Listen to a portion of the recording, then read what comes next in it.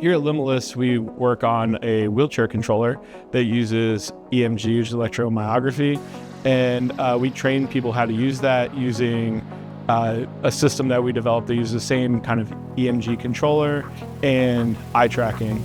So the idea with autonomous wheelchair control is that the user would be able to use it for longer on their own, so autonomously. What we've done is built this wheelchair where you can flex your muscles, your temporalis muscles, and the wheelchair will drive around. So if you flex really hard, if you bite down really hard, you'll feel that flex and the wheelchair will go forward. And a medium and light flex will turn the wheelchair left and right. We want the users to feel comfortable when they get in the chair and not feel like they might drive into a dangerous situation. So we've built a training simulation game that will allow them to practice driving in kind of a cozy environment before they get out into the real wheelchair. So the way that works is we use eye tracking to allow the user to control the UI of the game.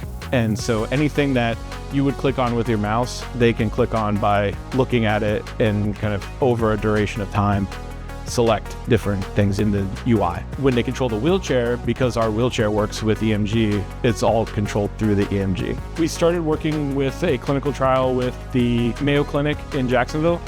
And in that trial, we found that people were nervous to get into the chair. So we started building this game that would allow them to practice before getting put into that experience. We couldn't do this game study without Limbitless creating Project Xavier and building the wheelchair.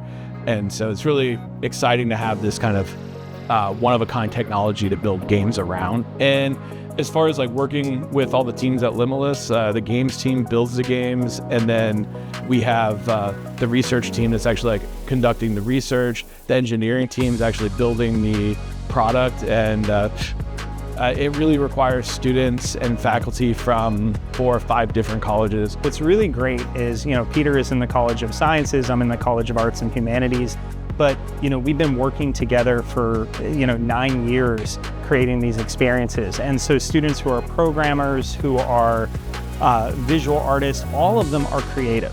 Every semester we'll reach out to all of the colleges at UCF, whether it's computer science, whether it's game design, animation, fine arts, who do some of the arm painting, and they come and they do internships here at Limbitless Solutions in which they play a part of this experience. So that can be everything from our research team working with the gathering of the data. These are all undergrads, which is pretty amazing. And then we have undergraduate, artists from the animation and visualization program at SVAD creating the different art assets. And then Peter has his game design students from the Games and Interactive Media program creating all that interactivity and code. It's really what UCF is all about, is that cross collaboration and ensuring that everyone plays that vital role within this experience. And the positive of it all is we're helping people. I started off at Limbitless 2 years ago now. So I was here for the initial kind of testing portion of it, where we actually had users come in and test out the game, basically playing through the game through like a talk aloud analysis, which is essentially where the user says out loud their thoughts and feelings, and we record all of this. So I was there for that initial part, and we did quantitative analysis on this as well, where we had them fill out surveys and then had like numerical values associated with the usability of the game.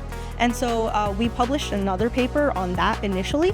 And then afterwards, when we had Delaney come in as well, we together did the qualitative analysis part. So I joined the project about a year ago, and I worked a lot more with the qualitative analysis, like going through the actual audio transcripts of the users, and pulling out different sentiments from there. And then we both worked a lot with the actual manuscript writing afterwards.